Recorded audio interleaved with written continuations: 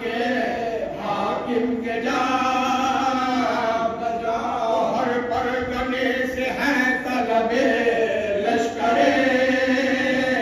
جفا کر اترتی جاتی ہے فوجیں جدا جدا رہتا ہے جائزہ عمر سعد بے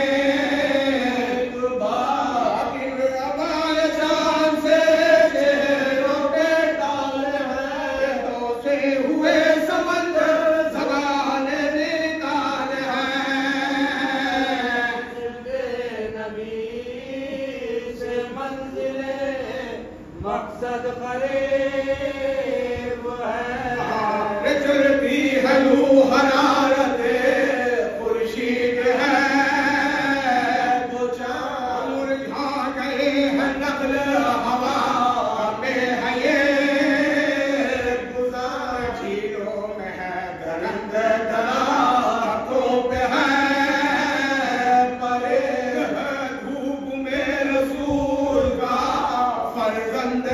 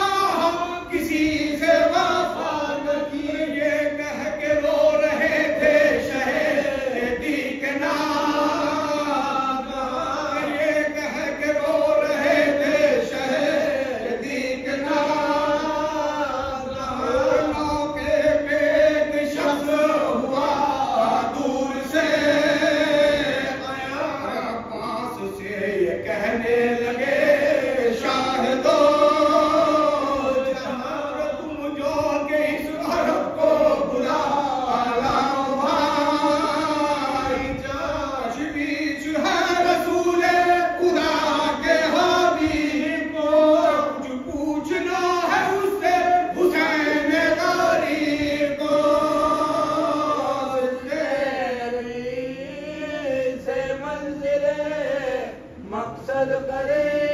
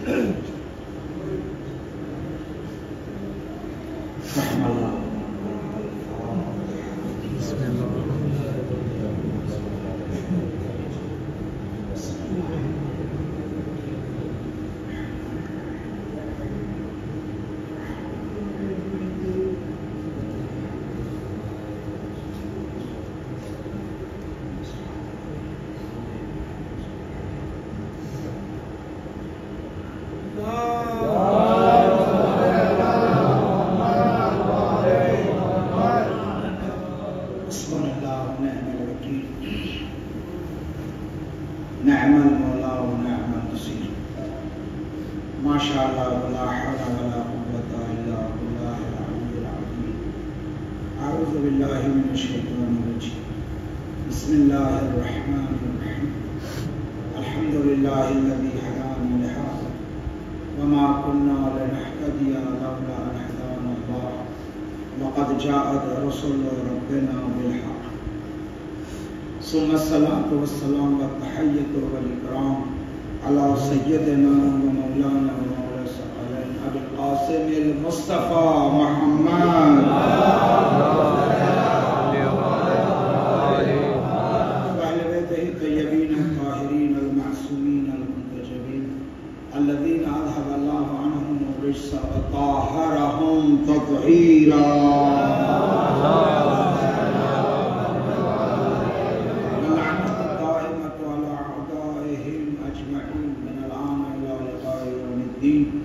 أما بعد فقد قال علي بن الحسين زين العابدين عليه الصلاة والسلام أيها الناس أوتينا ستا وفضلنا بسبع.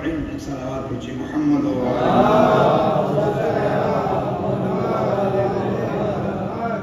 اس سے پہلے کہ چند باتیں چند عرائض چند باتیں آپ کی خدمت میں پیش کروں. سلام و عرض ادب آپ حضرات کی خدمت میں. کافی ٹائم کے بعد آپ حضرات کی زیارت ہوئی. اللہ کا احسان ہے، کرم ہے، لطف ہے، اس کی محبت اور رحمت ہے کہ اس نے توفیق دی پھر مومنین کے بیچ میں. اور سب سے بڑی توفیق تو اور لطف و کرم تو اس کا یہ ہے کہ ہمیں ایسی ہستیوں سے آشنا کرایا جن کے ذکر سے دلوں کو جلا ملتی ہے. انسان 1000 کروڑ سجدہ شکر بھی بجا لائے تب بھی کم ہے کہ ہمیں ایسی ہستیوں سے جوڑا ہے، ایسی ذوات مقدسہ سے جوڑا ہے جن کا ذکر دلوں کو طہارت دیتا ہے. یہ حقیقت ہے ہماری حدیث میں، روایات میں، حدیث میں یہاں تک ہے چاہے آپ یا علی بولیں یا حسین بولیں دل کو طہارت نہیں. یہ نعمت، یہ سرمایہ، یہ میراث کسی کے پاس نہیں. اگر اللہ نے آپ کو انتخاب کیا ہے یا ماں کی دامن کی طہارت کا صدقہ ہے یا باپ کا دیا ہوا حلال لقمہ ہے، ورنہ تو قومیں کہاں کھڑی ہوئی ہیں. اور جن چیزوں کو میں چند راتیں آپ کی خدمت میں پیش کرنا چاہتا ہوں، پرآشوب زمانہ ہے. اس پرآشوب زمانے کو مد نظر رکھتے ہوئے اپنے جوان بھائیوں کے لیے جس موضوع کا انتخاب کیا ہے وہ خطبہ سید سجاد ہے جو مجھے آپ کی خدمت میں پیش کرنا ہے. اور اس کا ریزن بھی ہے کہ کیوں میں نے انتخاب کیا ہے. زمانہ بہت ہی پرآشوب ہے. یہ مت سوچئے کہ آپ کے لکھنوتی میں کچھ نہیں ہو رہا ہے، یہ مت سوچے حسین پور میں کچھ نہیں ہو رہا، یہ مت سوچے حلوانہ نئی مزرعہ میں کچھ نہیں ہو رہا ہے. یہ تو اوپر کے پتے ہیں. دشمن ہماری پہ مان رہا ہے، لیکن ولی الہی، حاکم الہی، مرجع تقلید کی بصیرت نے دشمن کے منہ پہ ایسا تماچا لگایا. یہ مت سوچیں، یہ مت سوچیں، یہ میں حقیقت کہہ رہا ہوں. اگر وہ نہ ہو ہمارے وجود کا کوئی فائدہ نہیں ہے. میں اپنے جوانوں کو، نوجوانوں کو ان چند مجلسوں میں ذمہ داریوں کی طرف متوجہ کرنا چاہتا ہوں. ورنہ دین کچھ بھی بیان کریں، قرآن کچھ بھی بیان کریں، اہل بیت کو کہاں سے شروع کر دیں ختم ہونے والے نہیں ہیں. جس کی فضیلتیں وہاں سے ہو، اس خزانے سے ہو جس خزانے میں کمی نہیں ہے. میں ایک ریزن بیان کر دوں، ایک بات عرض کروں. ایسا لگ رہا ہے کہ آپ سننے کے موڈ میں ہیں. الحمدللہ ایک صلوات بھیجیں محمد.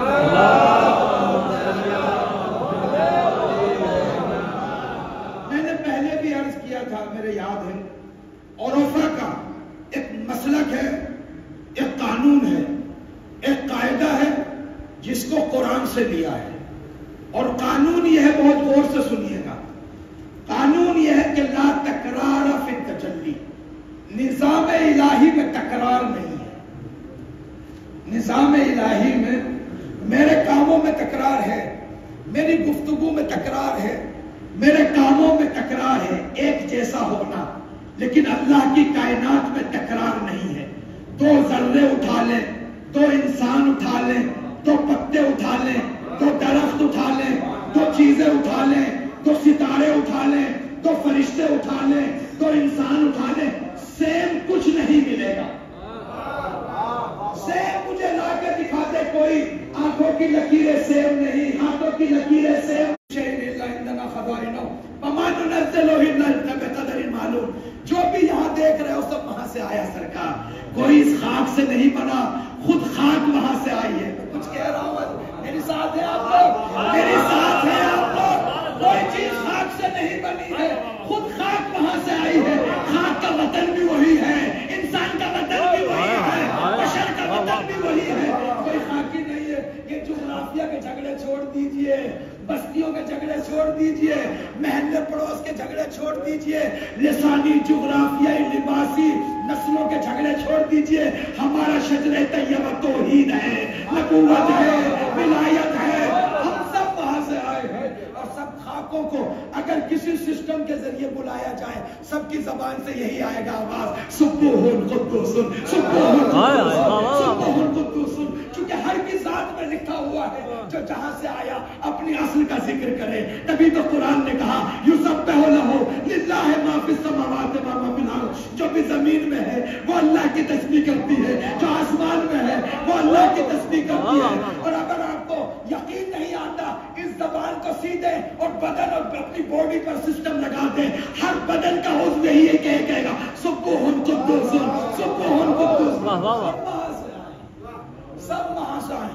اتنا کچھ آ گیا. میرے ساتھ ہیں آپ لوگ، اتنا کچھ آ گیا. آنکھیں چندیا جاتی ہیں دنیا کو دیکھ کے، آنکھیں چندیا جاتی ہیں، لیکن سب کی نہیں. ان کی چندیاتی ہیں جن کے دل میں ولایت نہیں، جن کے دل میں سرمایہ ولایت ہے.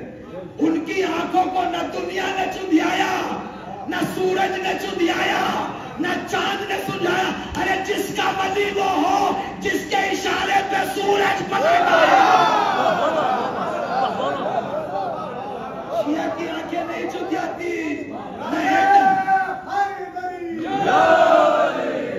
نہ ایٹمی بم کو چندیاتی ہے دیکھ کر، نہ میزائلوں کو دیکھ کر چندیاتی ہے، نہ وائٹ ہاؤس کو دیکھ کر چندیاتی ہے، نہ یورپ کی رنگینیوں کو دیکھ کے چندیاتی ہے، نہ ریاض کے ڈانس کو دیکھ کے چندیاتی ہے.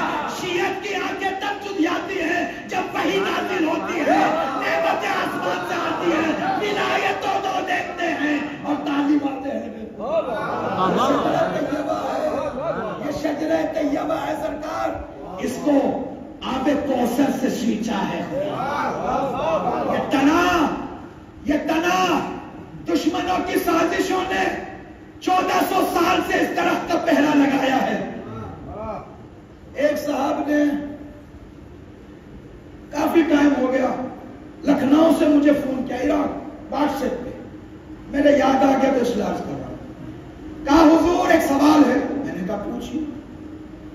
سوال یہ ہے, مجھے ایسا لگتا تھا مزاج سے کچھ اخباری بھی ہے. سوال سنیں گے؟ حضور یہ بتائیے, شیعت میں جب سے ائمہ کا دور اور آج تک آپ یہ ثابت کریں کہ ہر دور میں نماز جمعہ ہوئی. میرے ساتھ ہیں, میں اپنے موضوع کی طرف لا رہا ہوں. جب تک ذہن تیار نہ ہو, جب کوئی نقاشی کرتا ہے پہلے زمین تیار کرتا ہے, اور اگر ایسے ہی روشنائی ڈالنے لگ جائے تو نقاشی نہیں بنے گی, کچھ اور بن جائے گا. کہا حضور آپ کہتے ہیں جمعہ واجب ہے زمانے غیبت میں, تاریخ سے ثابت کرے کہ ہر زمانے میں ہوتا آیا ہے. مجھ حقیر کا جواب ایک تھا, یا تو شیعہ نہیں, چاہوں گا یا دشمن کی زبان بن گیا ہے. کہا حضور یہ کیا بات ہے؟ میں نے کہا بات یہ ہے, ہر شیعہ یہ جانتا ہے کہ دشمن, وقت کے دشمن نے 2 شیعہ 3 شیعہ 4 شیعہ 5 شیعہ کو جمع نہیں ہونے دیا, اور جمعہ تبھی ہوتا ہے جب 5 شیعہ جمع. اور میرا شیعہ جوان آج یہ سوچتا ہے, گم ہے, ادھر ادھر غفلتوں میں ہے, موبائل میں لگا ہوا یہ سوچ رہا ہے کہ شیعت تاریخ میں ایسے ہی آئی ہے, ایسے ہی تھی. یہی سوچ رہے ہیں نا, ذہنوں میں یہی ہے کہ شیعت ایسے ہی آتی ہے جیسے آج پھل رہے ہیں, پھول رہے ہیں. دنیا کی زبان پر شیعت ہے, شیعت ہے, شیعت ہے. یہ ایسے نہیں تھا, یہ ایک ایسا شجرہ تھا طیبہ جس کو اللہ نے آب کوثر سے سینچا. 1400 سال کے بعد وقت کے فرعون کے منہ پہ ایسا تماچا لگایا.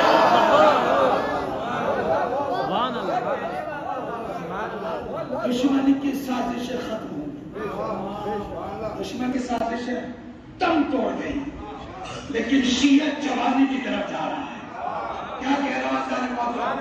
شیعت بوڑھی نہیں ہے, شیعہ بھی بوڑھا نہیں ہے. خبردار میڈیا, یہ مت دو 86 سال کے بوڑھے نے کیا کیا. ہماری جوانی بدن میں نہیں دکھائی دیتی, حوصلوں میں دکھائی دیتی. کس نے کہا ہمارا تو 80 سال کا حبیب بھی جوان تھا,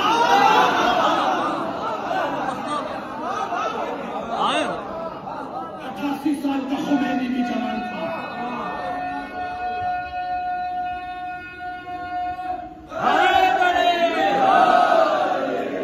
شیعہ بوڑھا نہیں ہوتا, شیعہ کا ایمان بوڑھا نہیں ہوتا. جس کے وجود میں آب کوثر سے بار بار حیات دی جائے. کسی نے غلط سوچا ہے, یہ پرانے زمانے کی فکر ہے کہ بڑھاپا بدن سے آتا ہے. یقین نہیں آتا.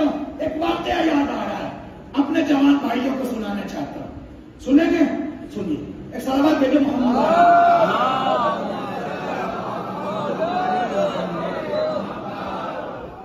خلیفہ ارل کتابوں میں لکھا ہے تو میں بول رہا ہوں, ورنہ میں ان کو خلیفہ نہیں بولتا,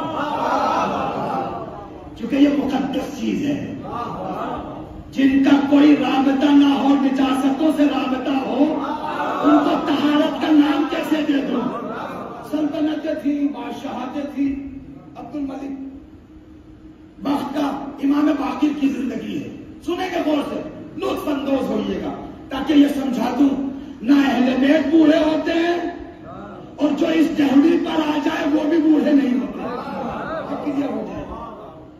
ایک واقعہ ہے پیش آیا, وقت کے بادشاہ کو غصہ آیا مکے میں. جب وہ شام چلا گیا, میرا مولا امام باقر مدینے آ گیا اور بڑے نشے میں تھا قدرت کے. میرے مولا کو شام بلایا گیا. امام باقر کی آخری زندگی کے مرحلے ہیں. خوبصورت واقعہ, سارے علماء نے لکھا سیرت کی کتابوں میں. جب میرے مولا کو بلایا گیا, اتنا جسور تھا, اتنا گستاخ تھا, 3 دن تک دربار میں داخل ہونے نہیں دیا.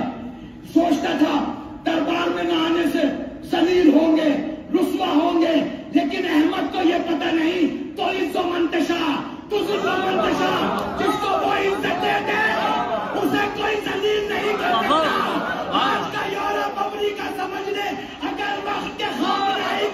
اللہ عزت دے رہا ہے۔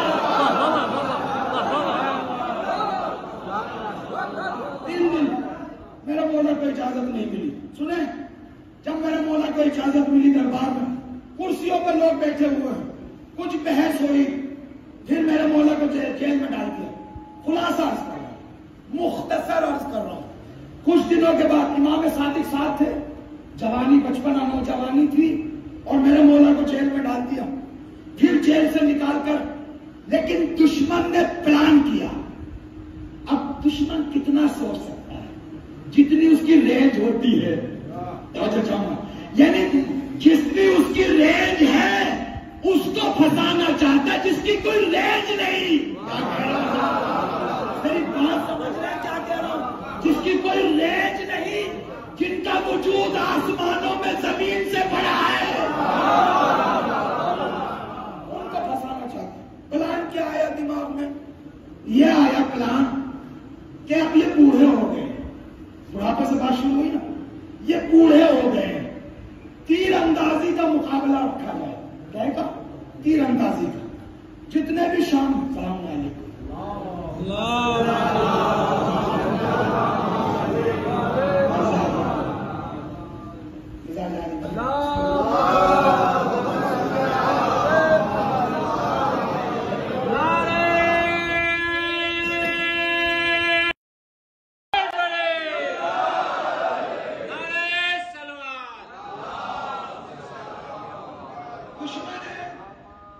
دشمن اپنی رینج سے سوچتا ہے، اس سے بڑھ کر نہیں سوچتا، اور جو نامحدود سے جڑے ہوئے ہوتے ہیں ان کی کوئی رینج ہوتی نہیں ہے۔ توجہ کی آپ نے؟ توجہ قرآن کی اس تفسیر میں دیکھی آیت میں، الا عبادک منہم المخلص، میں سب کو بہکاؤں گا لیکن تیرے مخلص بندوں کو نہیں، تیرے مخلص بندوں کو نہیں بہکاؤں گا۔ کس نے کہا؟ شیطان نے۔ کیوں؟ مخلص بندوں سے شیطان محبت کرتا ہے، رافت اور رحمت سے کام لیتا ہے، ان سے دوستی ہے، جو شیطان کہہ رہا میں سب کو بہکاؤں گا لیکن مخلص کو نہیں۔ عزیزوں، یہ دوستی کا مسئلہ نہیں ہے، شیطان کی عاجزیت کا اعلان ہے۔ اس لیے کہ شیطان کی پرواز ہے وہم و خیال تک، وہم، خیال، تخیلات، توہمات، اس کے ذریعے انسان کو بہکاتا ہے۔ جو انسان، جو معاشرہ، جو سوسائٹی وہموں، خیالاتوں، تخیلاتوں، توہمات کی زندگی گزارتا ہے، وہاں کا بادشاہ شیطان ہوتا ہے۔ لیکن جو معاشرہ عقل و عقلانیت کی زندگی گزارتا ہے، اس منطقے میں شیطان کا ورود نہیں ہے، چونکہ اس کا قد چھوٹا ہے۔ لہذا اپنی رینج سے وقت کے بادشاہ نے بڑا ہیلا فریب کاری سے پلان کیا کہ چونکہ بنی ہاشم کا یہ انسان بوڑھا ہو گیا ہے، لہذا اس کی بے ادبی ایسے کر سکتا ہوں کہ تیر اندازی کا مقابلہ رکھا ہے۔ اور جو چاہوں گا جان، یہ دشمن کی پرانی پالیسی ہے، لہذا بلایا، دربار میں تیر چل رہے تھے، میرا مولا بھی تشریف لایا، امام صادق ساتھ تھے، امام بھی ساتھ تھے اور امام باقر۔ جب تیر اندازی کا مقابلہ، ایک مرتبہ وقت کے سلطان نے کہا، خلیفہ نہیں، پھر دوبارہ عرض کر رہا ہوں، وقت کے سلطان نے کہا آپ تو ماشاءاللہ مدینے کے رہنے والے ہیں، وہاں تیر اندازی کے مقابلے ہوتے ہیں، فلا ہوتے ہیں، 1000 بہانوں سے، کہا تم بھی مقابلے میں شرکت کرو۔ دشمن چاہتا تھا ذلیل کرنا، جس کو وہ عزیز رکھے اسے کوئی ذلیل نہیں کر سکتا۔ اور یاد رہے، زیادہ دنیا پہ تکیہ مت کیجئے، زیادہ دنیا کی رنگینیوں پہ تکیہ مت کیجئے۔ نہ مال عزت دے سکتا ہے، نہ دنیا عزت دے سکتی ہے، نہ شہرت عزت دیتی ہے۔ عزت وہ دیتے ہیں جس کے ہاتھ پہ پوری عزت ہے۔ تیر اندازی کا مقابلہ ہے، میرے مولا نے فرمایا مجھے معذور رکھیے، ہم کہاں، یہ کہاں، بہرحال میں پورا خلاصہ عرض کرنا چاہتا ہوں، لیکن دشمن کی سازش تھی۔ میرے مولا حیدر کرار کا پوتا ہے، حیدر کرار کا پوتا ہے، میرے مولا نے کہا کمان لاؤ، تیر کو چلے میں لگایا، ایک نشانے پہ لگایا، لگ گیا نا۔ بشری فکر اسی میں متحیر ہے کہ نشانہ سیٹ لگا تو یہ تو بشر بھی کر سکتا ہے، لیکن یہ کوئی اور بندہ ہے جو کہیں اور سے آیا۔ اس قدرت کو دکھائے. میرے مولا نے کہا دوسرا تیر دو. دوسرا تیر لیا, چلے میں لگایا. وہ جو پہلا تیر لگا تھا اس کی پشت میں بے بس کر دیا. پھر میرے مولا نے تیسرا تیر لیا, دوسرے تیر کی پشت پر. چوتھا تیر لیا, تیسرے تیر کی پشت پر. پانچواں تیر لیا. 9 تیروں کی لائن لگا دی. بشر کو بتا دیا یہ مکتب بشری میں نہیں ہوتا, الہی نظام میں ہوتا. صلوات بھیجے محمد.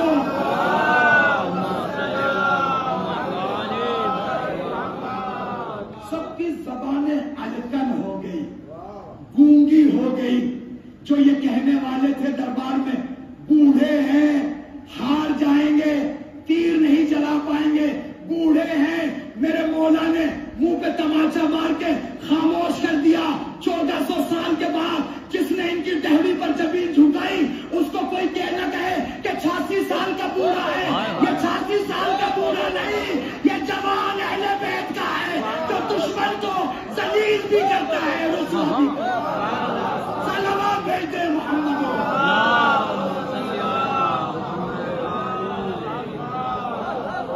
اس وقت آج میری قوم کہاں کھڑی ہے؟ میرے شیعہ کہاں کھڑے ہیں؟ میری قوم کے جوان کہاں کھڑے ہیں؟ ہمیں یہ توڑنا ہے. 1400 سال کے بعد ہم کہاں کھڑے ہیں؟ پہلے بات تو یہ ڈیسائیڈ بول. میرے استاد معظم تشریف فرما, آپ سے اجازت لیتے ہوئے بیان کو آگے بڑھا رہا ہوں. پہلے تو یہ بتائیں زندہ اسلام کو مانتے یا مردہ اسلام کو؟ ڈیسائیڈ کیجئے, جواب دیجئے مجھے کون سے اسلام کو مانتے ہیں, زندہ کو یا مردہ کو, بولتے اسلام کو یا خاموش اسلام کو؟ اگر آپ کا عقیدہ یہ کہتا ہے کہ میں زندہ اسلام کو مانتا ہوں اور بولتے اسلام کو, تو آج کا اسلام بتائے کہ آج کا یزید کون ہے, آج کا معاویہ کون ہے, آج کا عمرو عاص کون ہے؟ بتاتا تو چاہوں گا. اچھا پھر یہ بتائیے, اگر اسلام زندہ ہے تو اسلام یہ کہتا ہے کل کے یزید پہ لعنت کرو, کل کے یزید سے مقابلہ کرو, کل کے دشمن سے مقابلہ کرو, کل کے مروان سے مقابلہ کرو, کل کے پسر ساز سے مقابلہ کرو, یا اسلام یہ کہتا ہے آج کے یزید کا مقابلہ کرو, آج کے عمرو عاص کا مقابلہ کرو؟ زندہ پہ کیسے بھیجیں؟ فقط گھر میں بیٹھ کے لعنت بھیجیں؟ کہا نہیں حضور دعا بھی کرتے ہیں, لعنت بھی بھیجتے ہیں. اپنوں پہ دعا, اپنوں کے لیے دعا اور دشمنوں کے لیے زبان سے کام چل جائے گا؟ چل جائے گا.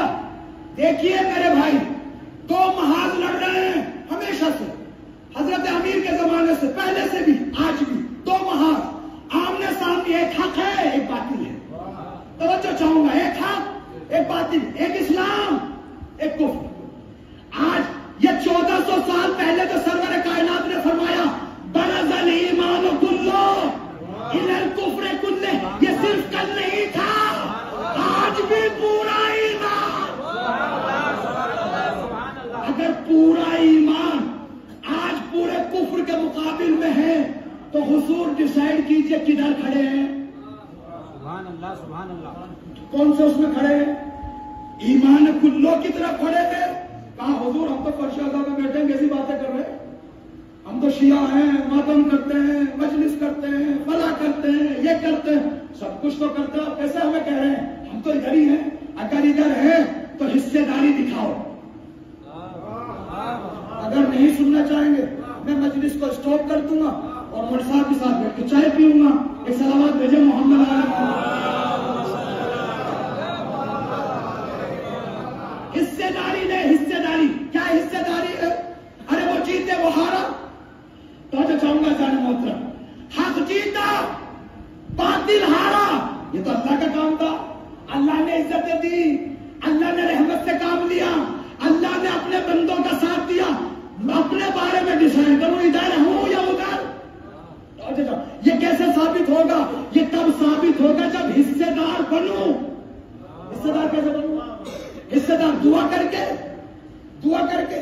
میری بات سنیے, 1400 سال کے بعد کوئی بھی اپنی دوست کو خالی نہ کرے ذمہ داریوں سے. 2 رکعت نماز تو وہ بھی پڑھتے تھے, توجہ چاہوں گا, 2 رکعت نماز ہم بھی پڑھتے ہیں, حج وہ بھی کرتے ہیں, ہم بھی کرتے ہیں, تاریخ میں انہوں نے بھی کیا, ہم نے بھی کیا. اس کا مطلب یہ کہ کچھ اور کرنا پڑے گا جس سے حصے داری ثابت ہوگی. کچھ اور کرنا پڑے گا، ذمہ داریوں پر آنا پڑے گا. ذمہ داری کیا ہے؟ کیا کریں؟ میری بات ایک بات نمونہ پیش کرو، ایک پیش. شکر مرثیہ بھی جناب مسلم کا ہو رہا تھا، اس لیے عرض کر رہا ہوں کہ سلامات بھیجو محمد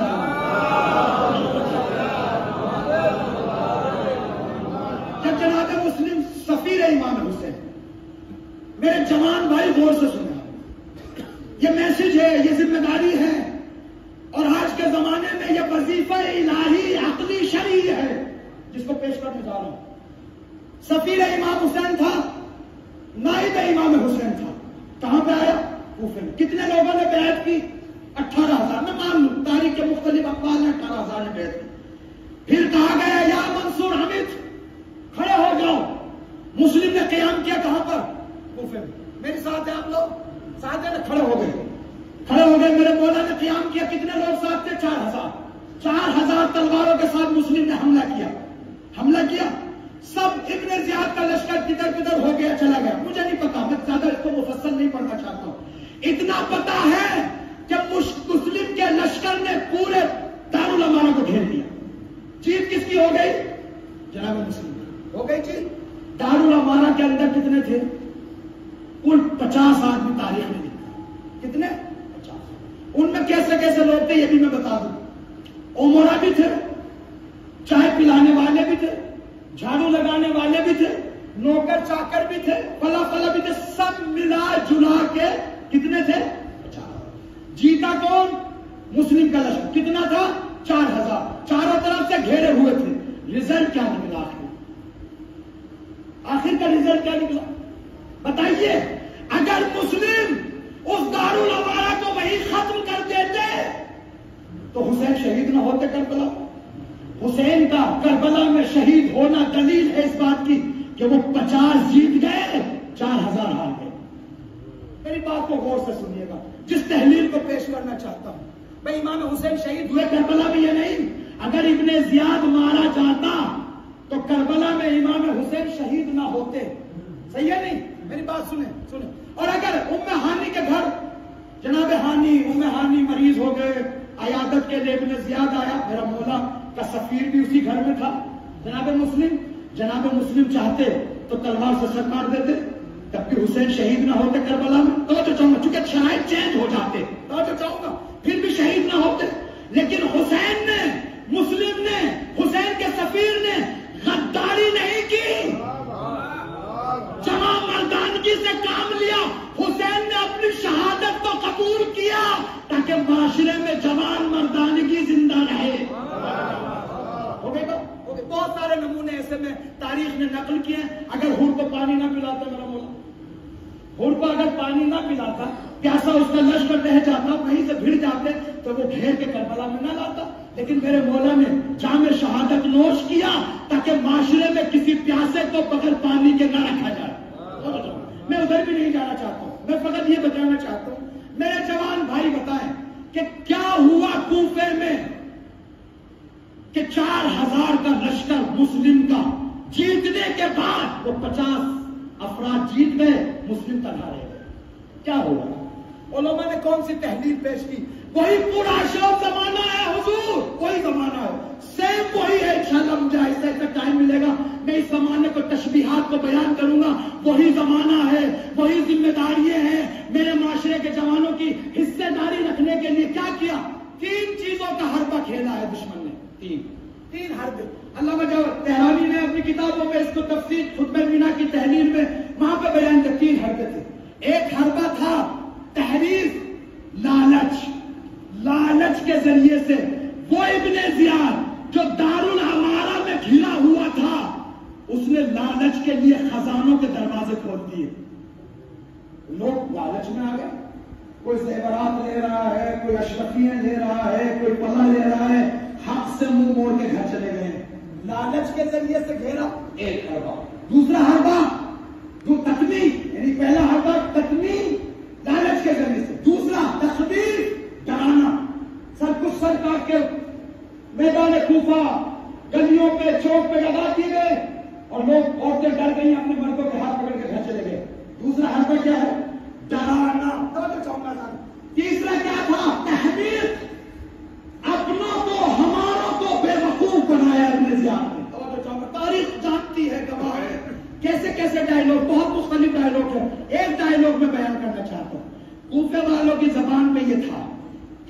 آئیں گے تو ہم مدد کریں گے، مولا آئیں گے تو ہم کھڑے ہوں گے، معصوم آئے گا تو ہم کھڑے ہوں گے۔ توجہ چاہوں گا میرے بھائی، آخر تک ترجمہ سننا ہے۔ اکثر کا ڈائلاگ یہ تھا، مولا آئیں گے تو ہم کھڑے ہوں گے، حسین آئیں گے تو ہم ساتھ دیں گے، معصوم آئیں گے تو ہم ساتھ دیں گے۔ ارے بھائی معصوم نہیں ہے، نائب معصوم تو ہے۔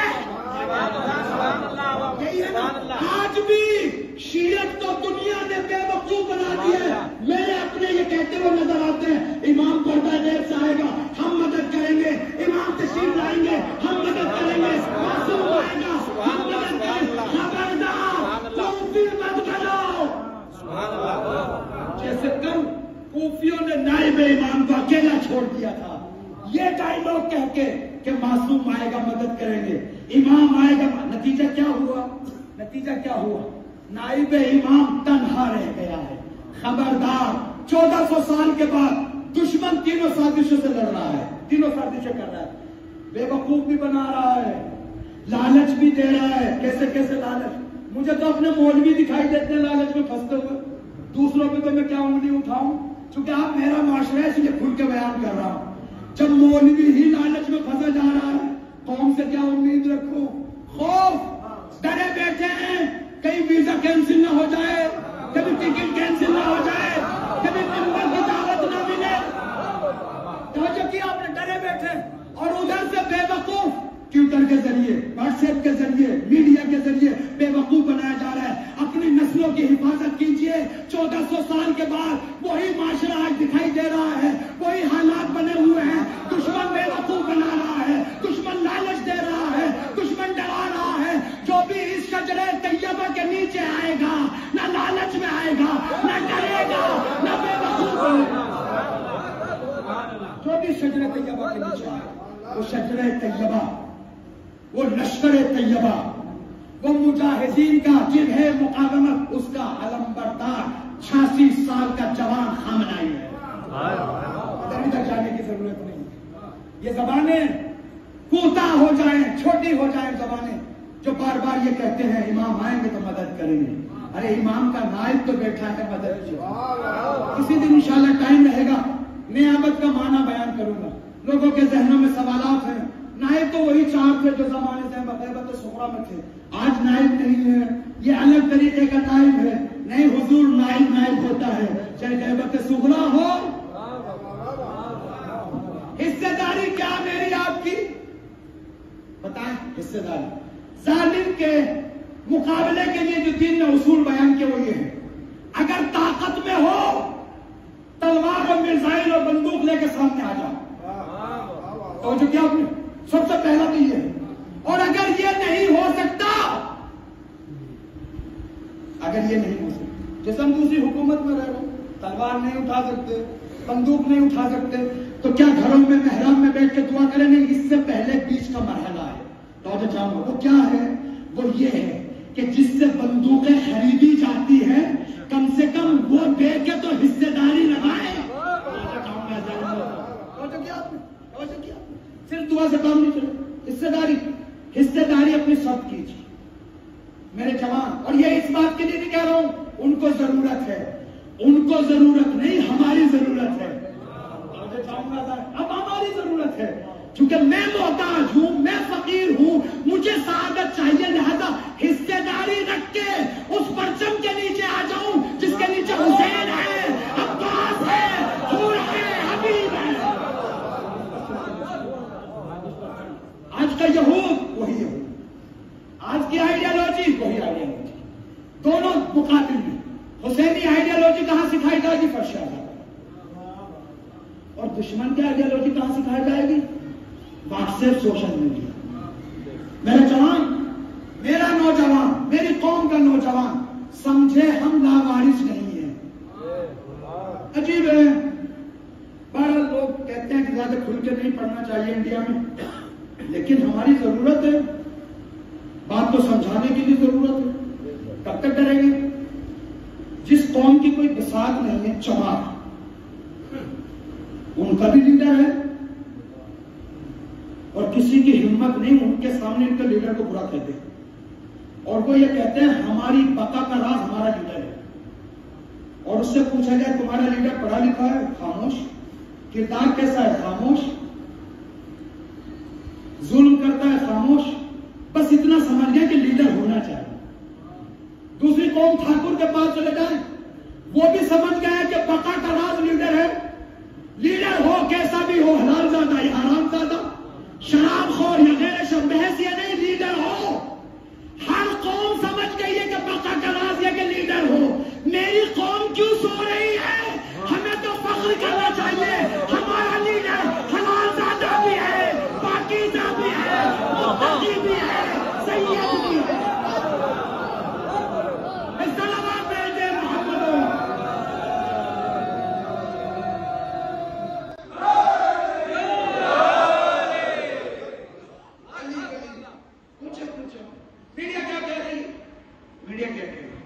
میڈیا سے میں نے سنا وہ یہ کہتے ہیں عجیب بوڑھا انسان ہے، 86 سال کا، نہ کسی کو مارتا ہے نہ ظلم کے سامنے گھٹنے ٹیکتا ہے. دو ڈائیلاگ کیا کہتا ہے؟ میں نے سنا ہے، کئی مرتبہ سنا ہے. اور اچھے پڑھے لکھے لوگوں سے انہوں کو چھوڑ دیں تو دشمن کے اعلی کار ہیں. میں ان کی بتا رہا ہوں جو با انصاف ہیں کہ عجیب آئیڈیالوجی ہے. دیکھ لیجئے ابھی روزانہ ایران میں تشریح ہو رہی ہے، کبھی 20 جنازے، کبھی 30 جنازے، کبھی 40 جنازے، کبھی 100 جنازے، بار بار تشریح ہو رہی ہے، جنازہ دفن کیے جا رہے. ادھر جب دیکھتا ہوں کبھی 1 جنازہ، کبھی 2 جنازے، کبھی 4 جنازے. توجہ چاہوں گا سر، یہ دو میں فرق کیوں ہے؟ جبکہ میزائل ادھر سے بھی اتنی تو طاقت سے مارے گئے، ادھر سے تو اتنی طاقت سے تھے بھی نہیں جتنے ہماری طرف سے تھے. یہ فرق دو آئیڈیالوجی میں ہے. ادھر والے انسانیت کو مارنا چاہتے ہیں، ادھر والا انسانیت کو آباد کرنا چاہتا ہے. دونوں آئیڈیالوجی میں فرق ہے. ہم مظلوم کو نہیں مارتے، ہم عام انسان کو بھی نہیں مارتے. ہم نہیں مارتے عام انسان کو، ہم نہیں مارتے. اس لیے میں بتاؤں کیوں. دنیا میں کسی کو حق نہیں ہے پنجوں پہ کھڑے ہو کے دنیا کے آخر تک نظر کرے. میرے ساتھ آپ لوگ سنیے، کسی کو حق نہیں، کسی کو بھی حق نہیں. کیوں؟ اس لیے کہ کسی بھی مکتب بشری میں، کسی کی آئیڈیالوجی میں یہ نہیں کہ ہم دنیا کو آباد کریں.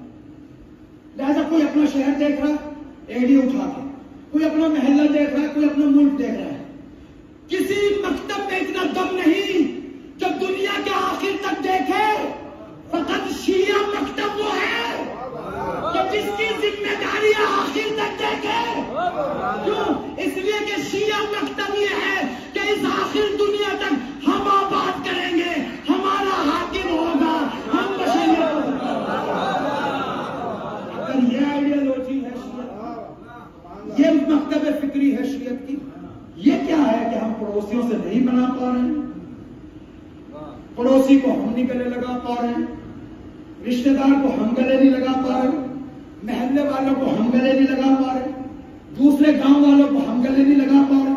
دیواریں بناتے جا رہے ہیں. صاحب مذہب تشیع اور اسلام حدود توڑنے کے لیے آیا ہے، بنانے کے لیے نہیں آیا. اور یہ جغرافیائی حدود ظالم نے بنائے ہیں. اسلام تو حدود توڑتا ہے، ہر چیز کے حدود کو توڑتا ہے. نہ رنگ کی حد، نہ زبان کی حد، نہ شجروں کی حد، نہ لسانی حد، نہ رنگ کی حد، نہ لباس کی حد. کسی چیز کی حد نہیں ہے، چونکہ ایک ہی پرچم ہوگا، ایک ہی قوم ہوگی،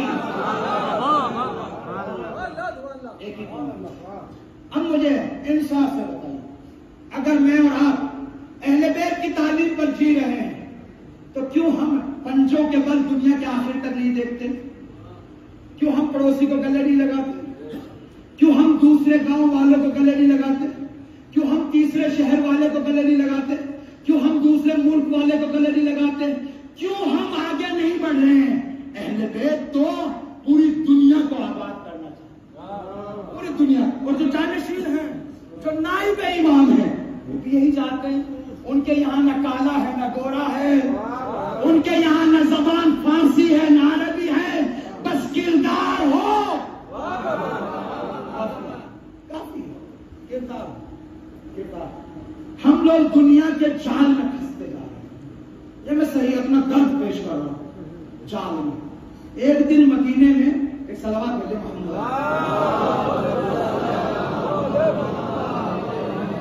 گھڑی میرے پاس نہیں ہے، حضور تشریف فرمائے، میں نہیں چاہتا ہوں آپ کا زیادہ وقت میں سلامات بھیجے محمد عالم۔ ہر معاشرے میں کچھ شیطان ہوتے ہیں، گڑبڑانے والے، ماحول خراب کرنے والے ہوتے نہیں۔ میرا بھی معاشرہ پاکیزہ نہیں، وہاں بھی ہیں، آپ بھی شرمائیے نہیں، اللہ کرے نہ ہو آپ کے۔ ہر معاشرے میں ڈنڈی گھمانے والے ہوتے ہیں، ماحول خراب کرنے والے۔ مدینے میں بھی ماحول خراب کرنے والے تھے جو اپنے آپ کو بڑے خاندان کے مانتے تھے۔ 4-5 اکٹھے ہوئے، کہا آج سلمان کی کلاس لگائی جائے۔ کیا لگائی جائے؟ سلمان فارسی کا مذاق ذلیل کیا جائے۔ اکٹھے ہو گئے، بیٹھ گئے، ہاں بھائی اپنا شجرہ بیان کرو۔ اس نے اپنا شجرہ بیان کیا، میرا یہ شجرہ ہے، میرا یہ شجرہ ہے۔ ماشاءاللہ ماشاءاللہ، کیا شجرہ ہے! ارے جو موت کے بعد شجرے ختم ہو جائیں، یہ انسان کس شجرے پہ افتخار کر رہا ہے؟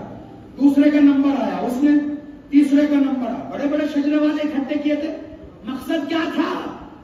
سلمان کی بے ادبی کرنا۔ جب سلمان کا نمبر آیا، کہا سلمان تم بھی اپنا شجرہ بیان کرو۔ بس سلمان نے ایک ہی جملہ کہا میرا کوئی حسب نسب نہیں، ایک محمد عربی آیا، ایک دین اسلام لے کر آیا، میرا عمل بھی وہی ہے، عقیدہ بھی وہی ہے، حسب بھی وہی ہے، نسب یہی ہے۔ لہذا جو دین حدود توڑنے کے لیے ہے اور وقت کا تابوت حدود بنانے کے لیے ہے۔ آج آئیڈیالوجی کی جنگ ہے، اور آئیڈیالوجی میں کوئی بوڑھا جوان نہیں ہوتا۔ خمینی بوڑھا نہیں تھا، خامنہئی بھی بوڑھا نہیں ہے۔ اس مکتب کا، اس مقاومت کا جوان ترین انسان ہے خمینی۔ ایسا کردار جوان لے کر آؤ، ایسا کردار کوئی جوان لے کر آئے۔ مجھے معلوم نہیں، مرڈر کی دھمکی الگ سننے ہیں میڈیا، اور اتنے بے حیا ہیں، کوئی اعتراض بھی نہیں کر رہا۔ ہم تو مارنا چاہتے تھے، مرڈر الگ، بے ادبی کے الفاظ الگ، سب کچھ، لیکن ابھی تک 36 سال سے میڈیا کے سامنے کسی میڈیا والے نے دامن پہ دھپا نہیں لگایا۔ میں نے نہیں سنا، حضرات نے سنا ہوگا، دشمن نے بھی۔ کیوں؟ اس لیے کہ یہ اس علی کا ماننے والا ہے کہ بنی امیہ کے پاس 3 طاقتیں تھیں، میڈیا، قلم، منبر، تینوں نے جان لگا دی، لیکن مارے دامن علی کتنا پاکیزہ تھا۔ 1400 سال کے بعد شاگرد علی، بیوی علی پہ بیٹھا دھپا نہیں لگا پا رہا ہے۔ ظاہر سی بات ہے، جس کے دامن میں، جس کے کردار میں، جس کے اخلاق میں، جس کے عقیدے میں، جس کے عمل میں پاکیزگی ہو، جیت اس کی ہے، فلاح، بہبودی، کامیابی اس کی ہے جو پاکیزہ ہوا۔ یہ 2 آئیڈیالوجی ہیں، میں کل بیان کروں گا، آج چھوڑ دو 2 آئیڈیالوجی۔ قد افلح من تزکا، ایک یہ آئیڈیالوجی ہے، قد افلح اليوم من استعلا، ایک یہ آئیڈیالوجی۔ جو بڑا طاقتور وہ ہوا وہ جیت گیا، لیکن دین کہتا ہے جو پاکیزہ ہوا۔ تو خامنہئی کی جیت کا راز ہے طہارت، دشمن کی ہار کا راز ہے نجاست۔ اپنے دامن کو دلا لیے، دیکھ لیجئے، اگر پاکیزہ ہے تو وقت کے ولی امر کے پرچم کے نیچے اپنے عقیدے کو پاکیزہ کیجئے۔ میرے اس مکتب حسنہ میں، خوبصورت مکتب میں، کردار کی قیمت نہ زبان کی، نہ لباس کی، نہ شہرت کی، کسی چیز کی نہیں۔ پاکیزہ آئیڈیالوجی، پاکیزہ عقیدہ۔ عجیب ہے، نفس الرحمان میں ایک روایت یاد آ گئی، آخری روایت عرض کر رہا ہوں، سنیں۔ جناب امام صادق علیہ السلام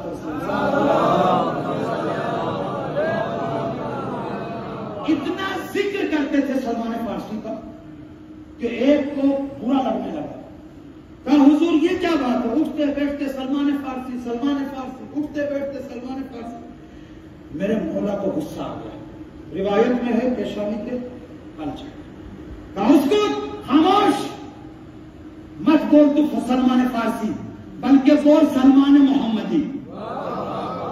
پہلے خاموش کیا، پھر فرمایا سلمان کے اندر 3 خوبی ہیں، 3 خوبی ہیں، ایثارہ ہوا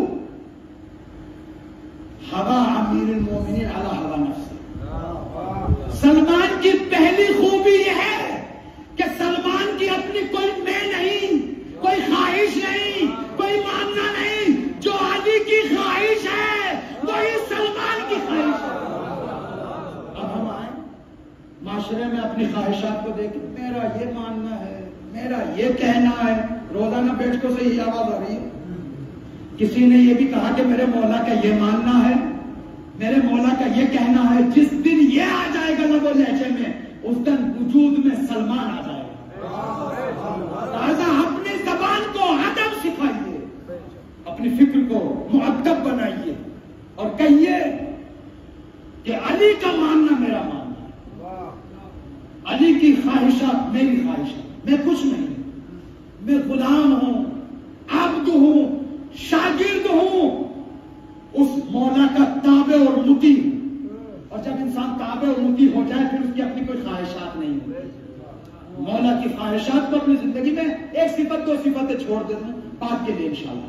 لہذا اپنی خواہشات کو مؤدب کیجیے، ادب سکھائیے فرش آزاد، اور اپنے آپ کو حسینی بنائیے، اپنے آپ کو علوی بنائیے. جیسے جیسے حسینی اور علوی بنتے چلے جائیں گے ایسے ہی حصے دار بنتے چلے جائیں گے.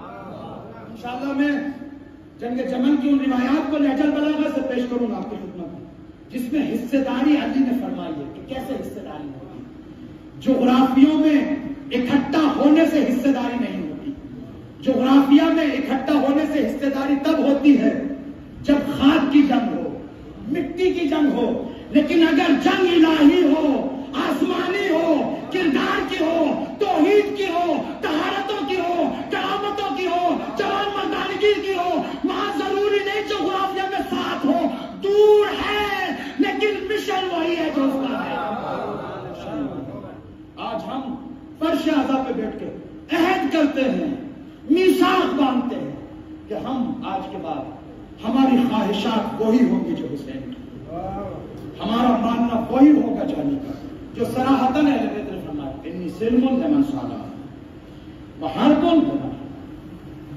میں اسی کا دوست ہوں، اسی سے دوستی ہے جو مولا کا دوست ہے، اور اس سے برسر پیکار ہوں جو مولا سے برسر پیکار ہے. آج بھی ہے یا نہیں؟ اگر آپ مانتے ہیں کہ اسلام زندہ ہے تو آج بھی مولا سے برسر پیکار دشمن ہے.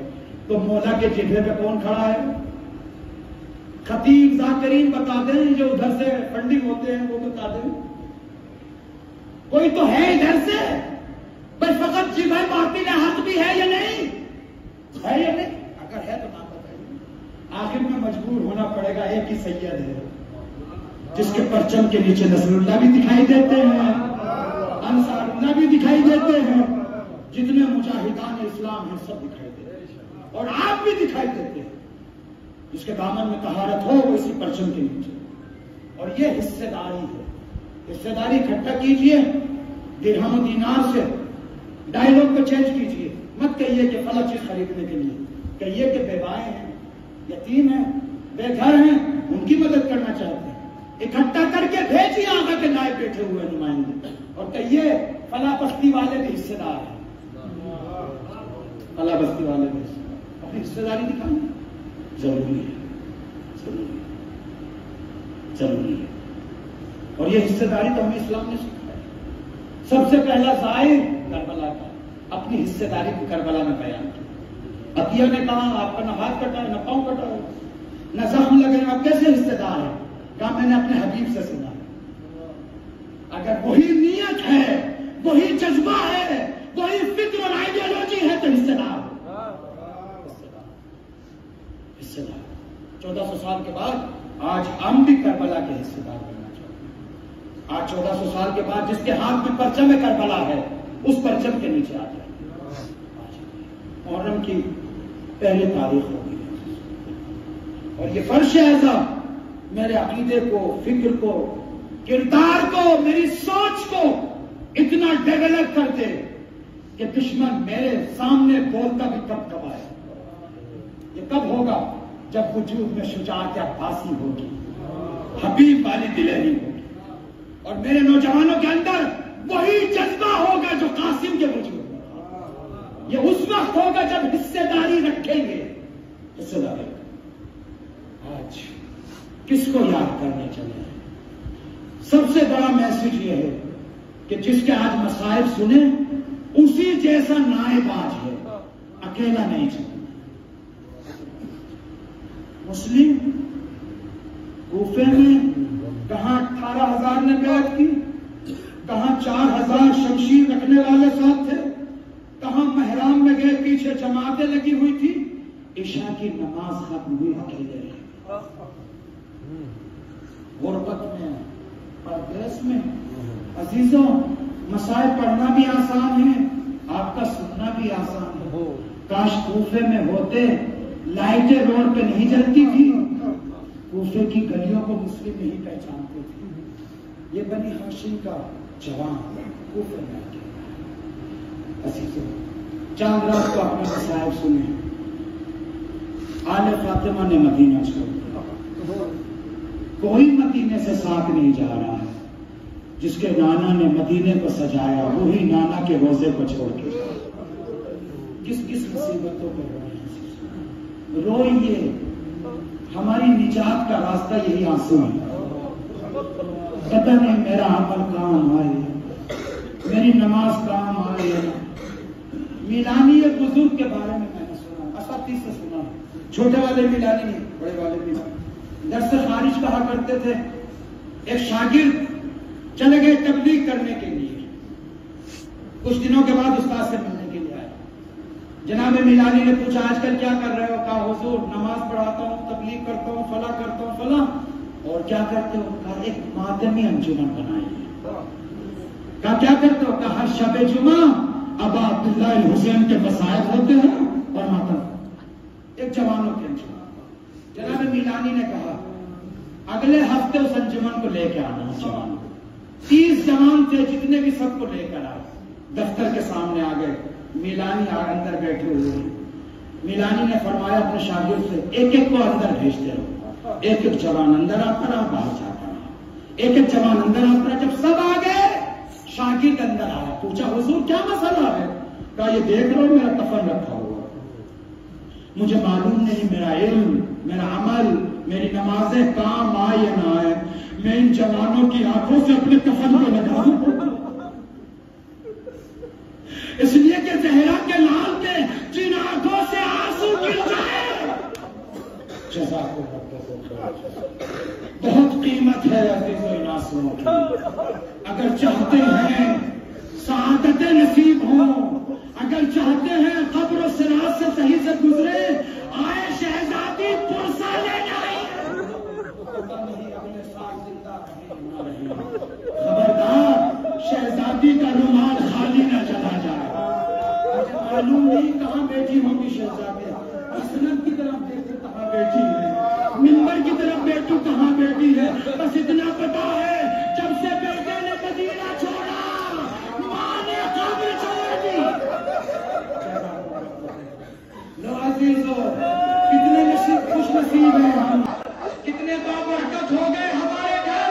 ارے حسین کے ذکر سے ہمارے گھر میں شہزادی کا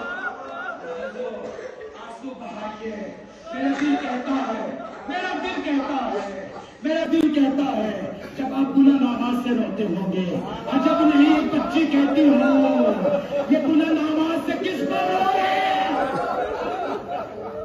عجب نہیں، اور عجب نہیں دادی جواب میں دیتی کہتی ہو اے بیٹا یہ تمہارے بابا کے غم پر ہو رہے ہیں، میں تمہارے بابا مظلوم حسین کے غم پر ہو رہے ہیں. عجب نہیں بیٹی پلٹ کے کہتی ہو دادی اماں کوئی ان کے تعزیہ میں نہیں لگا رہا ہے، کوئی ان کے تماچے نہیں لگا رہے. اے بیٹا کیوں پوچھ رہی ہو؟ اے دادی اماں جب تمہیں بابا پہ روئی ارے کسی نے تماچا مارا، کسی نے نیزہ مارا. عزیزو آئیے حسین کی مظلومیت پہ روئیے. آئیے بوڑھی ماں کو جوان بیٹے کا پرسا دیجیے جس ماں نے چکیاں پیس کر حسین کو بھاگا. عاشور کے دن سیدہ کا گھرانہ ختم ہو گیا. آئیے پرسا پورا محرم عزیزو ایسا روئیے، ایسا غم منائیے جیسے ہمارا کوئی بڑا مر گیا. عزیزو جب ہمارا کوئی مرتا ہے تو پڑوسیوں کا، رشتہ داروں کا بولنے کا طریقہ بدل جاتا ہے. اے عزیزو چاند محرم کے چمکے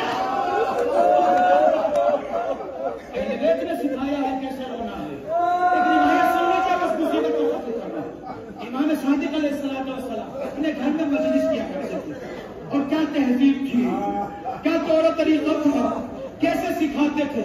درمیان میں پردہ کھینچ دیا، چاہنے والے سے کہا میرے جد کے مسائل پڑھو. چاہنے والے نے مسائل پڑھے، سب روئے. جب میرے مولا سے رہا نہ گیا کھڑے ہو گئے. جب تم نے میرے جد کو رونے کا حق ادا نہیں کیا، رونے کا حق ادا نہیں کیا.